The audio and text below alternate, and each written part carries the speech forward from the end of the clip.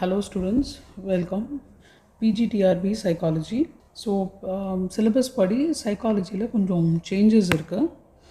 புதுசாக ஒரு 10 units சிலபஸாக suggest பண்ணியிருக்காங்க. அந்த யூனிட்டில் நம்ம யூனிட் 2 இன்றைக்கி பார்க்க போகிறோம். ஸோ யூனிட் 2ஓட டாபிக் வந்து philosophical and sociological foundation. Okay, இது வந்து என்டையராகவே எஸ்கே மங்கள் புக்கில் இருந்து தான் எடுத்திருக்கோம். ஸோ அதில் இந்த டீட்டெயில்ஸ் இருக்குது. ஓகேவா? ஸோ இந்த ஃபுல் யூனிட்டை கவர் பண்ணுற மாதிரி முக்கியமான ஒரு 10 கொஸ்டின்ஸ் எடுத்து அந்த கொஸ்டின்ஸ்க்கான ஆன்சர் தான் இப்போ டிஸ்கஸ் பண்ண போகிறோம். So first question, which brand of philosophy deals with the nature of reality and existence? தமிழாக்கம் வந்து தத்துவத்தின் கீழ்வரும் கிளைகளில் எது உண்மை மற்றும் இருப்பு ஆகியவற்றின் இயல்பை பற்றி ஆராய்கிறது அப்படிங்கிறது தான் கேள்வி. ஓகே, ஸோ ஆப்ஷன்ஸ் என்னென்ன அப்படின்னு பார்த்தீங்கன்னா epistemology, axiology, metaphysics and ontology. So எபிஸ்டமாலஜியை தமிழில் அறிவியல் தத்துவம்னு சொல்லுவோம், ஆக்சியாலஜியை மதிப்பியல்னு சொல்லுவோம், மெட்டாஃபிசிக்ஸை பரமார்த்தத்துவம்னு சொல்லுவோம், ஆங்டாலஜியை இருப்பியல்னு சொல்லுவோம். ஸோ ஒரு ஆப்ஷனாக பார்த்துடலாம். First reality and existence. So ரியாலிட்டிங்கிறது யதார்த்தம், எக்ஸிஸ்டன்ஸுங்கிறது இருப்பு. ஓகே, ஸோ ஒரு ஆப்ஷனாக என்னென்னு பார்த்துடலாம். எபிஸ்டமாலஜினா என்ன அப்படின்ட்டு. ஸோ எபிஸ்டமாலஜிங்கிறது ஃபிலாசபியோட ஒரு branch, but it deals with nature of knowledge or how we come to know things. ஓகேவா? ஸோ ஃபோக்கஸ் எதில் இருக்குன்னா, நமக்கு ஒரு விஷயத்தை பற்றின அறிவோ இல்லை அந்த விஷயத்தை பற்றின ஒரு அவேர்னஸோ எப்படி வந்தது அப்படிங்கிறத கண்டறிகிற ஒரு பிரான்ச்சு. ஓகே, அந்த விஷயத்துடைய இயல்பு தன்மையை பற்றி அது சொல்லாது, பட் அந்த விஷயத்தை நம்ம எப்படி அறிஞ்சிக்கிட்டோம், அந்த விஷயம் எப்படியெல்லாம் தாண்டி ஒருத்தருடைய அவேர்னஸுக்கு வருது அப்படிங்கிறத பற்றி குறிக்கிற ஒரு பிரான்ச்சு. எக்ஸாம்பிள் சொன்னோன்னா, இப்போ தமிழ் மொழி அப்படின்னு வச்சுக்கோங்க. தமிழ் மொழியுடைய குணாதிசயங்கள் என்ன, அதோடைய நேச்சர் என்னங்கிறத பற்றி அது ஆராயாது. ஆனால் தமிழ் மொழி முதல்ல எந்த வருஷத்தில் ஆரம்பிச்சுது, அது எப்படி ஒரு காலத்தில் மறுவிச்சு, இப்போது எந்த நடையில் இருக்குது, அவ்வளோதான் அது பேசும். இப்போலேருந்து இப்போ வரைக்கும் ஆரம்பித்ததுலேருந்து எப்படி இங்கே வரைக்கும் வந்திருக்கு ட்ராவல் பண்ணி அப்படிங்கிறத பற்றி பார்க்கலாமே தவிர, அந்த மொழியுடைய குணாதிசயம் என்ன, அந்த மொழியுடைய இயல்பு என்னங்கிறத பற்றி தெரிஞ்சுக்க முடியாது, அதை பற்றி அது பார்க்காது. ஸோ அதை வந்து நம்ம எபிஸ்டமாலஜி அப்படின்னு சொல்கிறோம். ஆக்சியாலஜி அப்படிங்கிறதும் ஃபிலாசபியோடைய ஒரு பகுதி தான், தத்துவத்தின் ஒரு கிளை தான். அது பார்த்திங்கன்னா வேல்யூஸை டீல் பண்ணும்.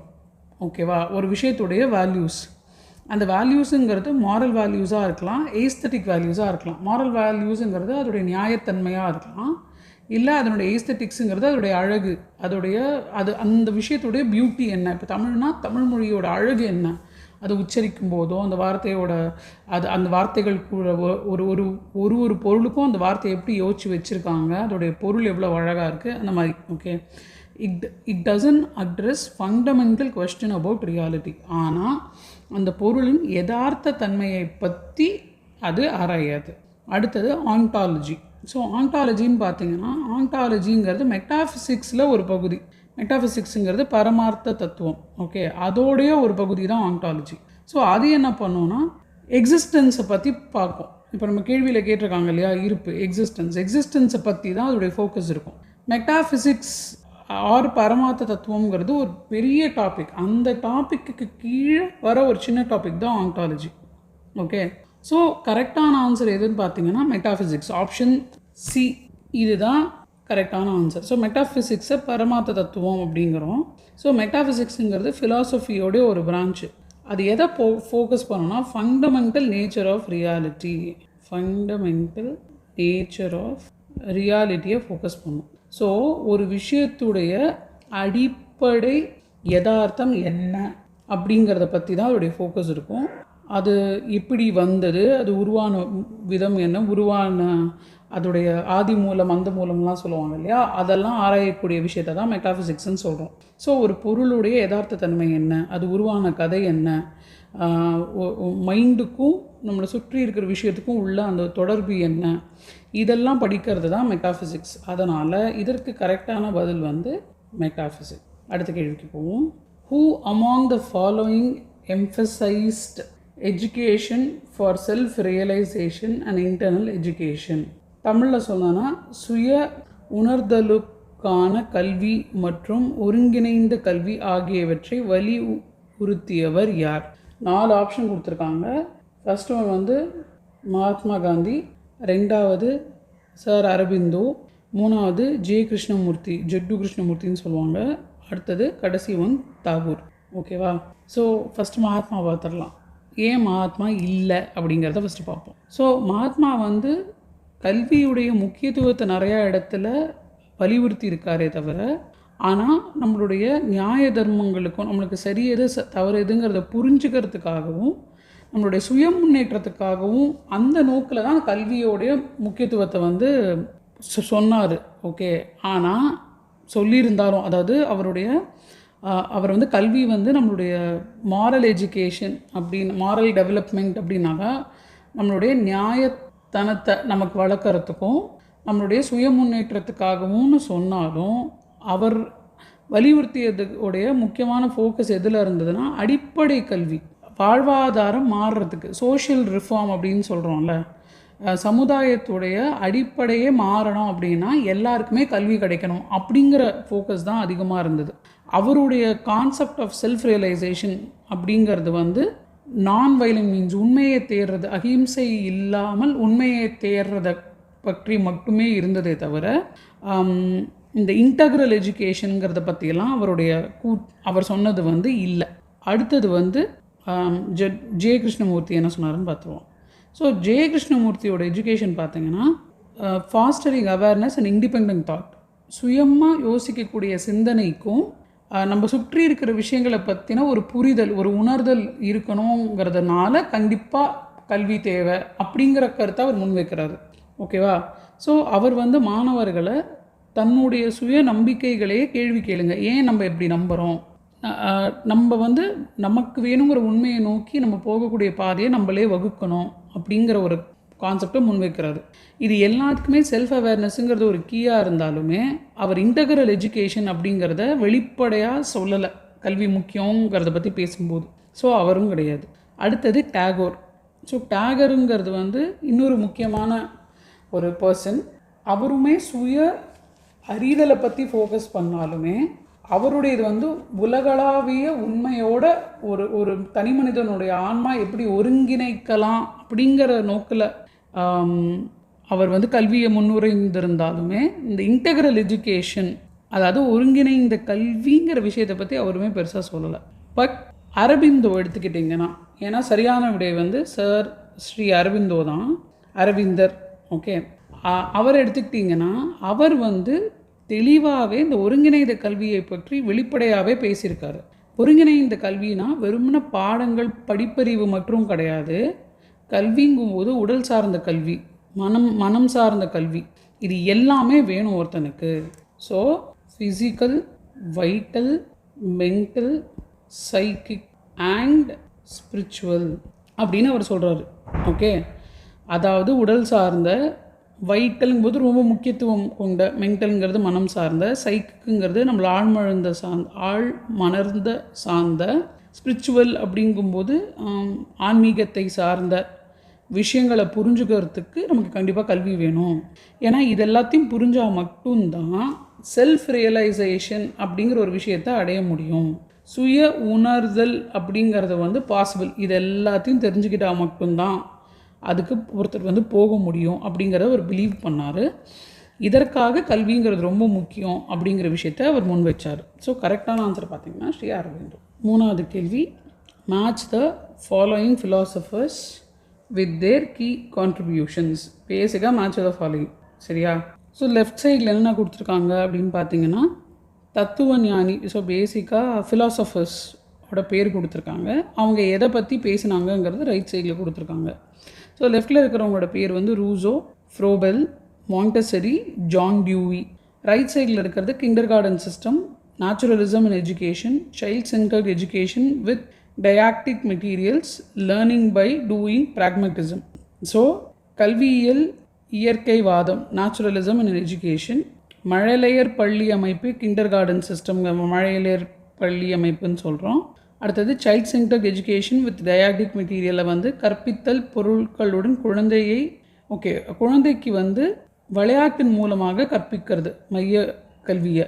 Learning by doing pragmatism. So செயல் மூலம் கற்றல், நடைமுறைவாதம், ப்ராக்டிக்கல் லேர்னிங் பேசிக்காக. ஓகே, ஸோ இப்போ எதுக்கு எது அப்படிங்கிறத பார்த்துடலாம். ஃபஸ்ட்டு ரூசோ பார்த்தீங்கன்னா அவரோட ஃபிலாசபி, அவருடைய கருத்து எல்லாமே நேச்சுரலிசமை வந்து கல்வியோடு ஒப்படைக்குது. அதாவது குழந்தைகள்ங்கிறவங்க அவங்களோட நேச்சுரலாக அவங்களுக்கு இருக்கக்கூடிய உள்ளுணர்வர் சார்ந்து தான் விஷயங்களை கற்றுக்கணும். பெரியவங்க கிட்டேருந்து ரொம்ப கம்மியாக தான் இன்டர்ஃபியரன்ஸ் ஆர் முறையீடுங்கிறது வரணும். அவர் வந்து ஃப்ரீ எஜுகேஷனை வந்து முன்மொழிஞ்சார். ஓகே, ஸோ நேச்சுரலிசம், இயற்கையான கல்வி கற்றல் முறைங்கிறது வேணும். இந்த பெரியவங்க வந்து சும்மா உள்ளே பூந்து இப்படி அப்படின்னு சொல்லி எல்லாம் கெடுத்துடக்கூடாது. இயற்கையாகவே குழந்தைகளுக்கே ஒரு இன்ஸ்டிங் இருக்கும், இதெல்லாம் நான் தெரிஞ்சுக்கணும், இப்படி தான் நான் தெரிஞ்சுக்கணும்ட்டு. அந்த முறையிலேயே அவங்க கல்வி கற்றுக்கணும் அப்படிங்கிறத முன்மொழிஞ்சார். அதனால் ரூசோக்கு கரெக்டான ஆன்சர் வந்து 2, நேச்சுரலிசம் அண்ட் எஜுகேஷன். இங்கே கரெக்டாக தான் கொடுத்துருக்கு, கரெக்டான ஆன்சர் தான் இங்கே கீழே கொடுத்துருக்கோம். ஸோ ரூசோக்கு வந்து நேச்சுரலிசம் அண்ட் எஜுகேஷன். அடுத்தது ஃப்ரோபல். அவர் வந்து கிண்டர் கார்டனை முன் வச்சார். ப்ரீ ஸ்கூல் ப்ரோக்ராம்ங்கிறது ரொம்ப முக்கியம், அதுவும் விளையாட்டின் மூலமாக. ஓகேவா, ப்ளே பேஸ்டு லேர்னிங் அப்படின்னு சொல்கிறோம்.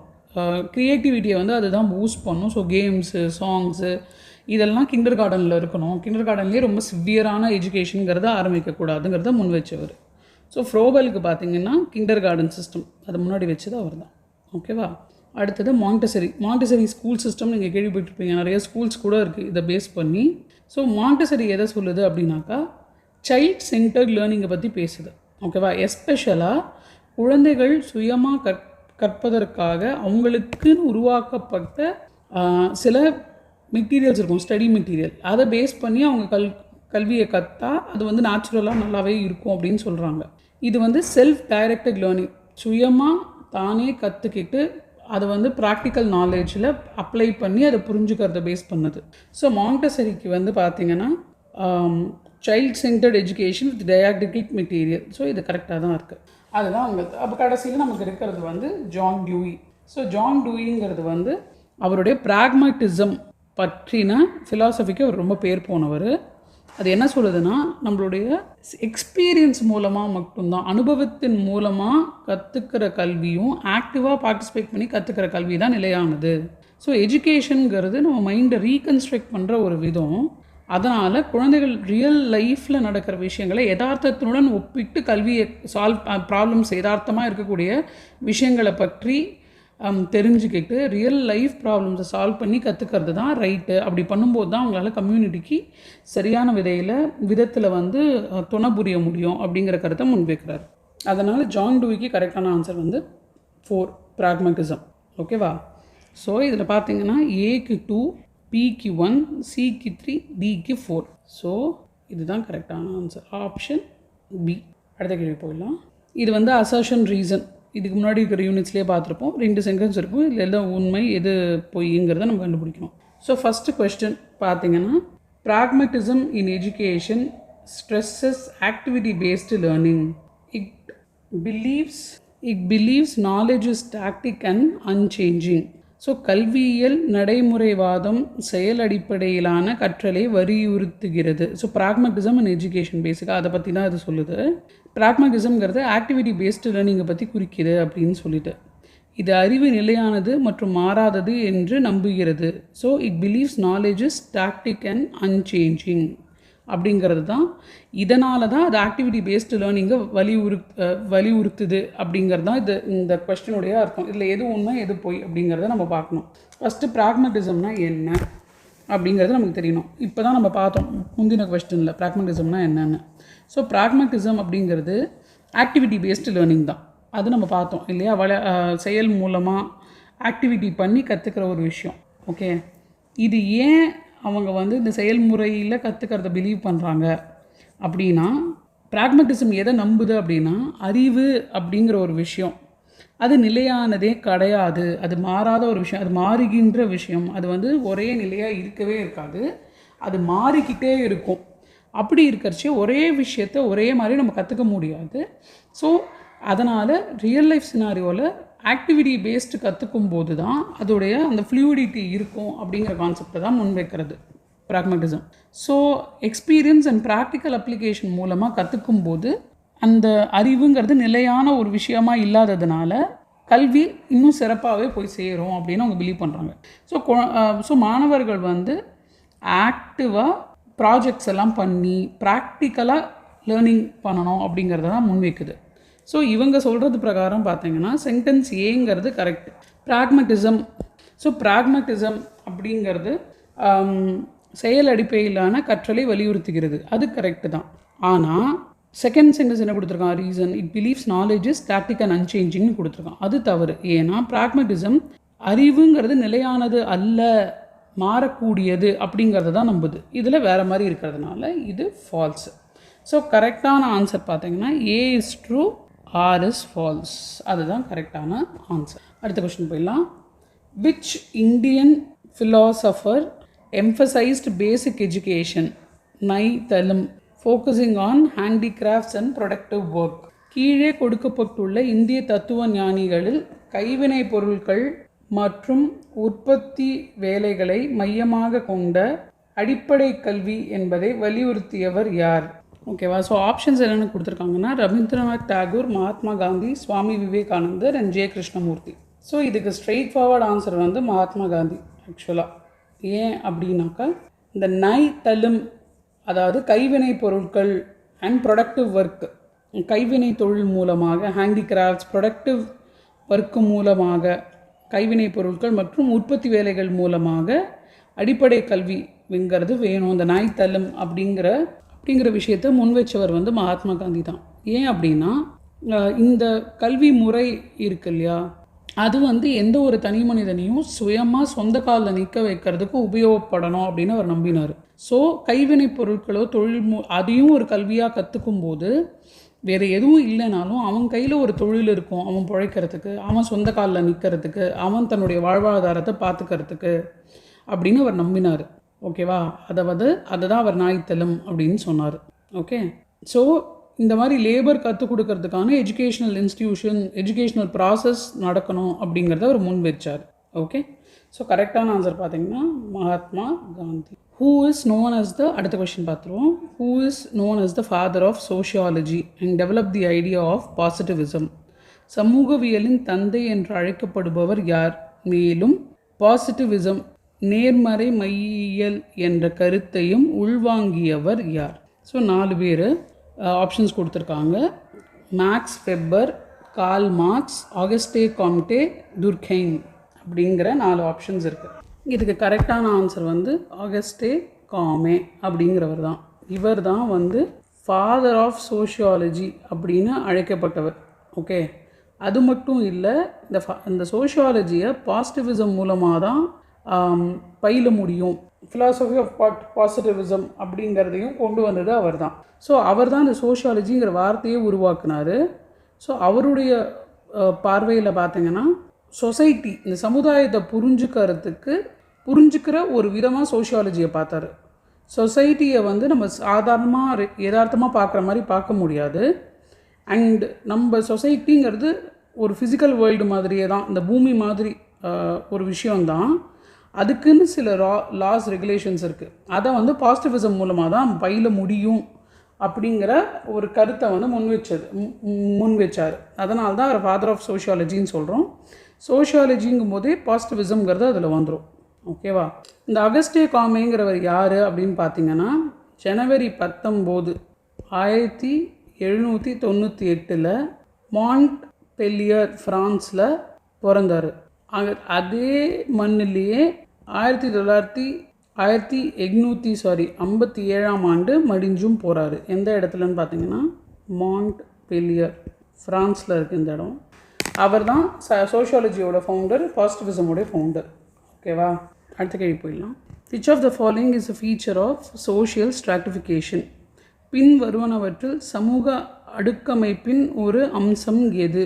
ஸோ சமூக அடுக்கமைப்பு பற்றி நம்ம தெரிஞ்சிருப்போம். ஆக்சுவலாக சோஷியல் ஸ்ட்ராட்டிஃபிகேஷன் அப்படின்னு நம்ம சொல்கிறோம். அதோடைய ஃபீச்சர், அதோடைய குணாதிசயத்தில் ஒன்று எது அப்படின்னு கேட்குறாங்க. ஆப்ஷன்ஸ் என்னென்ன அப்படின்னு பார்த்தீங்கன்னா equal distribution of resources, hierarchical arrangement of individuals in society, absence of mobility, elimination of social classes. So option என்னென்னு பார்த்தீங்கன்னா வளங்களின் சமமான விநியோகம், சமூகத்தின் தனிநபர்களின் படிநிலை ஏற்பாடு, இயக்கம் இல்லாமை, சமூக வகுப்புகளை நீக்குதல் அப்படிங்கிறது தான். ஸோ ஒவ்வொன்றா பார்த்துடலாம். Equal distribution of resources. Social ஸ்ட்ராட்டிஃபிகேஷனுங்கிறது சமம் அல்லாத வளங்களின் விநியோகத்தை பற்றி தான் குறிக்குது. ஸோ சமமான வளங்களின் விநியோகங்கிறது இது கீழே வராது.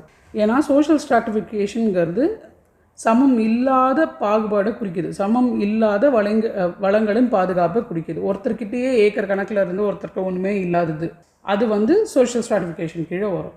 அதனால் இது கரெக்டான ஆன்சர் இல்லை. அடுத்தது options of mobility. So social mobility அப்படிங்கிறது ஒரு இண்டிவிஜுவல், ஒரு தனிநபர் சமூகத்தில் மேலே சமூகத்திலனே வச்சுக்குவோங்க, சமூகத்தில் ஒருத்தர் மேல்நிலைக்கு போகிறதையும் கீழ்நிலைக்கு வருவதையும் குறிக்குது.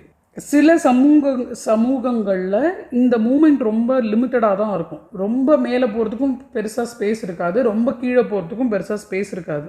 ஆனால் சில சமூகங்களில் இது பரவலாகவே இருக்கும். ஒருத்தரால் மேலேயும் போக முடியும், கீழேயும் வர முடியும். ஸோ சோஷியல் ஸ்ட்ராட்டிஃபிகேஷன், அதாவது சமூக அடுக்கமைப்பில் பார்த்திங்கன்னா இந்த மேலே போகிறதுக்கும் கீழே வருவதற்கும் வாய்ப்பு இருக்குது அப்படின்னு தான் நம்ம சொல்கிறோம். வாய்ப்பு இல்லை அப்படின்னு நம்ம சொல்லவே முடியாது. எல்லா சமூகமும் ஏதோ ஒரு அளவில் இந்த மூமெண்ட்டை உணருது, இந்த இயக்கத்தை உணருது அப்படிங்கிறதான் உண்மை. ஸோ அதுவும் கிடையாது. அடுத்தது சமூக வகுப்புகளை நீக்குதல். சோஷியல் ஸ்ட்ராட்டிஃபிகேஷனுங்கிறது சமூக வகுப்புகளை உருவாக்குறது தான், இல்லை இருக்கிற சமூக வகுப்புகளை பற்றி குறிக்கிறது தான் சோஷியல் ஸ்ட்ராட்டிஃபிகேஷன், அதாவது அடுக்கமைப்பியல் அப்படிங்கிறது. ஓகேவா? அப்படி இருக்கிறச்சே வகுப்புகளே இல்லை அப்படின்னா சோஷியல் ஸ்ட்ராட்டிஃபிகேஷன் ஒரு கான்செப்டே தேவையில்லை. ஸோ இதுவும் கிடையாது. ஸோ கரெக்டான ஆன்சர் எதுனா hierarchical arrangement of individuals in society. சமூகத்தில் நபர்களின் படிநிலை ஏற்பாடு அப்படிங்கிறது தான் கரெக்டான ஆன்சர். ஸோ சோஷியல் ஸ்ட்ராட்டிஃபிகேஷன் அப்படிங்கிறது ஒரு படிப்படையாக வேறு நிலைகளில் சமுதாயத்தில் தனிநபர்கள் எப்படி இருக்காங்க, தனிநபர்களோ இல்லை தனிநபர் குழுக்களோ எப்படி இருக்குது, அது பணத்தை சார்ந்ததாக இருக்கலாம், பதவியை சார்ந்ததாக இருக்கலாம், பவரை சார்ந்ததாக இருக்கலாம், சமூகத்தில் அவங்களுக்கு இருக்கிற பேர் மதிப்பை சார்ந்ததாக இருக்கலாம், கௌரவத்தை சார்ந்ததாக இருக்கலாம். சரியா? இப்படி எதை சார்ந்து இருந்தாலும் அந்த படிநிலை வேறுபாடுகள் இருக்குது அப்படிங்கிறத பற்றி பேசுகிறது தான் சோஷியல் ஸ்ட்ராட்டிஃபிகேஷன். அதனால் கரெக்டான ஆன்சர் பார்த்திங்கன்னா சமூகத்தின் தனிநபர்களின் படிநிலை ஏற்பாடு அப்படிங்கிறத குறிக்கிறது தான் கரெக்டான ஆன்சர். ஸோ ஆப்ஷன் பி தான் கரெக்டான ஆன்சர். அடுத்தது again assertion and reason. So 2 sentence இருக்கும். முதல் சென்டென்ஸ், ரெண்டாவது சென்டென்ஸ் அதோடைய ரீசன்னு போட்டிருப்பாங்க. ரெண்டுத்தில் எது கரெக்டு, ரெண்டுத்துக்கும் சம்மந்தம் கரெக்ட் தான். ரெண்டுமே கரெக்டாக இருந்தும் ரெண்டுத்துக்கும் சம்மந்தம் இல்லாமலும் இருக்க வாய்ப்பு இருக்குது. அதனால் கேள்வி என்னன்னு பார்த்துடலாம். ஃபஸ்ட்டு அசர்ஷனுங்கிறது பார்த்திங்கன்னா education is an agent of social change. அதாவது கல்வி என்பது சமூக மாற்றத்திற்கான ஒரு காரணியாகும். கரெக்டு. அடுத்தது it promotes social justice, equality and mobility. இது சமூக நீதி, சமத்துவம் மற்றும் இயக்கம் ஆகியவற்றை ஊக்குவிக்கிறது அப்படின்னு கேட்டிருக்காங்க. ஓகேவா? இதை முதல்ல ஒரு சென்டென்ஸையும் நம்ம எக்ஸ்பிளைன் பண்ணிடுவோம். சென்டென்ஸ் என்ன? ஃபர்ஸ்ட் ஒன், கல்வி என்பது சமூக மாற்றத்திற்கான ஒரு காரணியாகும். Education is an agent for social change. Correct தானே? எந்த அளவுக்கு படிப்பு இருக்கோ அந்த படிப்புக்கு ஏற்ற சமுதாயத்தின் மாற்றமும் ஏற்படுதுங்கிறது தானே உண்மை. அதனால தானே நம்ம எவ்வளவோ இடத்துல படிப்பு ரொம்ப முக்கியம், படிங்கங்கிறத சொல்கிறோம் இல்லையா? சமுதாய அளவில் பெரிய மாற்றங்களை உருவாக்கக்கூடிய ஒரு பெரிய பவர் கல்விக்கு இருக்குது. ஏன்னா ஒரு தனிநபருக்கு தேவையான அறிவு, ஆற்றல், சிந்திக்கிற திறன் எல்லாத்தையுமே படிப்பு கொடுத்துரும். அதனால் சொசைட்டியை பெருதளவு மாற்றக்கூடிய சக்தி கல்விக்கு இருக்குது. ஸோ சென்டென்ஸ் ஏ கரெக்ட். சென்டென்ஸ் பி பார்த்தோன்னா, ஆமாம், எந்த அளவு நல்ல படிப்பு உடனே இப்போது இந்த காலத்தில் உலகம் இப்படி இருக்குது அப்படின்னு நம்ம பேசலாம். பட் இயற்கையாக நியாயமாக பார்த்தா நல்ல கல்வி இருந்தது அப்படின்னாக்கா அந்த சரியான சிந்தனை, சரியான நோக்கு இருந்ததுன்னா கல்வியால் மட்டும்தான் சமுதாயத்தில் நியாயம், உண்மை மற்றும் நீதி, இயக்கம் இது எல்லாத்தையுமே கொண்டு வர முடியும். கரெக்டாக? ஸோ கல்வியை ஆயுதமாக ஏந்திய தனிநபர்கள் அப்படின்னு பார்த்திங்கன்னா அறிவை பயன்படுத்தி இப்போ இருக்கிற இன்இக்வாலிட்டி இருக்குல்ல, சமத்துவம் இல்லாமல் இருக்குல்ல, நிறையா டிஃப்ரென்சஸ் இருக்கு இல்லையா, அது எல்லாத்தையும் உடைச்சி ஒரு நியாயமான சமுதாயத்தை உருவாகிறதுக்கு அவங்களால வழி வகுக்க முடியும். ஸோ ஏங்கிற சென்டென்ஸுக்கான சரியான ரீசனை ஆர் கொடுக்கறதுனால A correct, R correct, and R தான் ஏக்கான கரெக்டான விளக்கம். ஸோ ஆப்ஷன் ஏ தான் கரெக்டான ஆன்சர். அடுத்த கொஸ்டின் பார்த்துடலாம். Which educational thinker is associated with the idea of critical pedagogy and rote pedagogy of the oppressed? ஒடுக்கப்பட்டவர்களின் கல்வி முறை என்ற நூலை எழுதியவரும் விமர்சன கல்வி முறை என்ற கருத்தாக்கத்துடன் தொடர்புடையவருமான கல்வியியல் சிந்தனையாளர் யார்? 4 option. Paulo Freire, Karl Marx, Max Weber, Herbert Spencer. So இதுக்கு கரெக்டான ஆன்சர் யாருன்னு பார்த்தீங்கன்னா பாலோ ஃபெரியர் அப்படிங்கிறவர் தான் கரெக்டான ஆன்சர். ஏன்னா கிரிட்டிக்கல் பெடகாகி கல்வி முறை, பேசிக்கலி பெடகாகி அப்படின்னாக்கா ஓகேவா, இந்த கிரிட்டிக்கல் பெடகாகி அப்படிங்கிற விஷயத்த அவருடைய book pedagogy of the oppressed, pedagogy of the oppressed அப்படின்னா ஒரு புக் எழுதினார். அந்த புக்கில் கிரிட்டிக்கல் பெடகாகியை பற்றி அவர் எழுதியிருக்காரு. அதில் இந்த பெடகாகி ஆஃப் த அப்ரெஸ்ட்டுங்கிற புக்கில் கிரிட்டிக்கல் பெடகாகிக்கு ஒரு அடித்தளமாக அந்த பெடகாகி ஆஃப் த அப்ரெஸ்ட்டுங்கிற புக்கு இருந்தது அப்படின்னு இப்போவும் கருத்து நிலவுது. ஸோ இப்போ Karl Marx, Max Weber, Herbert Spencer ஏன் இல்லைன்னு பார்த்துடலாம். கார்ல் மார்க்ஸ் வந்து சோஷியல் தியரியில் ஒரு முக்கியமான புள்ளி. ஆனால் அவருடைய முயற்சி எல்லாமே சொசைட்டியில் இருக்கக்கூடிய வேறுபாடுகள், சோஷியல் கிளாஸ்ன்னு சொல்கிறோம் இல்லையா, அதை சார்ந்து மட்டுமே மேஜராக இருந்தது. கல்வி முறையை சார்ந்து டைரெக்டாக இல்லை. மேக்ஸ் வெப்பரை பார்த்தீங்கன்னா அவருமே ஒரு சோஷியாலஜிஸ்ட் தான். ஆனால் பியூரோக்ரஸி அப்படின்னு சொல்கிறோம்ல, ரேஷ்னலைசேஷன், பியூரோக்ரஸி, அதை சார்ந்த வேலைகளில் அவர் இன்வால்வ்டாக இருந்தாரே தவிர கிரிட்டிக்கல் பெடகாகியை பற்றி அவர் எதுவும் பெருசாக முன்மொழியில்லை. அடுத்தது ஹெர்பர்ட் ஸ்பென்சர். அவர் வந்து ஒரு பிரிட்டிஷ் ஃபிலாசபர். அவர் பார்த்திங்கன்னா தனிநபர் போட்டி, சர்வைவர் ஆஃப் த ஃபிட்டஸ்ட்னு சொல்கிறான்ல, எவனால் சர்வைவ் பண்ண முடியுதோ அவன் தான் ராஜாங்கிற மாதிரி அந்த கான்செப்டில் கொண்டு வந்தவர். அதுவுமே பார்த்திங்கன்னா கிரிட்டிக்கல் பெடகாகியோட ஒத்து போகாத ஒரு விஷயம். ஸோ இவங்க 3 பேருமே கிடையாது. கரெக்டான ஆன்சர் பாலோ ஃபெரியர். கடைசி கேள்வி. Which sustainable development goal specifically focuses on education? நிலையான வளர்ச்சி இலக்குகளின் கல்விக்கு முக்கியத்துவம் அளிக்கும் இலக்கு எது? சஸ்டைனபிள் டெவலப்மெண்ட் கோல்ஸ், அதுதான் எஸ்டிஜி. ஓகே, ஸோ நிலையான வளர்ச்சி இலக்குகளுக்கு முக்கியத்துவம் அளிக்கும் இலக்கு எது அப்படின்னு கேட்டிருக்காங்க. ஆப்ஷன் 1 பார்த்தீங்கன்னா நோ பாவர்ட்டி, வறுமை ஒழிப்பு. ஸோ வறுமை இல்லை அப்படிங்கிறதே நிலையான வளர்ச்சிக்கு பெரிய ஒரு விஷயமா இருக்கும். ஸோ அது ஒரு மைல் ஸ்டோனாக கருதப்படணும் அப்படிங்கிற மாதிரி முதல் ஆப்ஷன் சொல்லுது. அடுத்தது SDG 3 good health and wellbeing, நல்ல ஆரோக்கியம் மற்றும் நல்வாழ்வு. Option 4 quality education. குவாலிட்டி எஜுகேஷனாக தரமான கல்வி. ஆப்ஷன் 5 ஜெண்டர் ஈக்குவாலிட்டி, பாலின சமத்துவம். இதில் பார்த்தீங்கன்னா நோ பாவர்ட்டி, வறுமை இல்லை அப்படிங்கிறது வந்து பாவர்ட்டியை ஒழிக்குமே தவிர இது வந்து ஒரு நிலையான வளர்ச்சி இலக்குக்கு எப்படி உறுதுணையாக இருக்கும் அப்படிங்கிறது தெரியல. இதுவே ஒரு இருக்கலாம், மெயின் இலக்காகவே இருக்கலாமே தவிர இது வந்து சஸ்டைனபிள் கோல்ஸுக்கு, அதுவும் எஜுகேஷனை சார்ந்த சஸ்டைனபிள் கோலுக்கு இது பெருசாக உதவாது. அடுத்தது எஜுகேஷன் இல்லைங்கிறது தான் பாவர்ட்டியிலேயே கொண்டு போய் விடும். ஆக்சுவலாக good health and wellbeing, healthy life, நல்ல ஆரோக்கியமான வாழ்க்கை வேணும் அப்படிங்கிறது ஒரு தனி டாபிக். இதுக்கும் எஜுகேஷனுடைய சஸ்டைனபிள் கோலுக்கும் சம்மந்தம் இல்லை. அடுத்தது ஜெண்டர் ஈக்குவாலிட்டி, இதுவும் சமுதாயத்தில் ஆண்கள் பெண்கள்னு சமத்துவம் வரணும் அப்படின்னு நினைக்கிற ஒரு விஷயம். இது எல்லாத்துக்குமே அடிப்படை எது அப்படின்னு பார்த்தீங்கன்னா தரமான கல்வி. ஸோ கல்வியை சார்ந்து கல்விக்கு முக்கியத்துவம் அளிக்கும் நிலையான வளர்ச்சி இலக்கு எது அப்படின்னு கேட்டிங்கன்னா தரமான கல்வி. ஏன்னா தரமான கல்வி கிடைச்சதுனாலே இந்த மிச்சம் இருக்கிற எல்லாத்தையுமே நம்ம அச்சீவ் பண்ணிடலாம். வறுமையை ஒழிச்சிடலாம். அறிவு இருந்ததுனாலே நல்ல ஆரோக்கியமான வாழ்க்கையை நம்ம அமைச்சுப்போம். இன்னொரு இனத்தை சேர்ந்தவங்களை மட்டமாக நம்ம நடத்த மாட்டோம். Very simple. ஸோ தரமான கல்வி, குவாலிட்டி ஆஃப் எஜுகேஷன் அப்படிங்கிறது தான் கரெக்டான ஆன்சர். இது புரிஞ்சிருக்கும்னு நினைக்கிறேன்.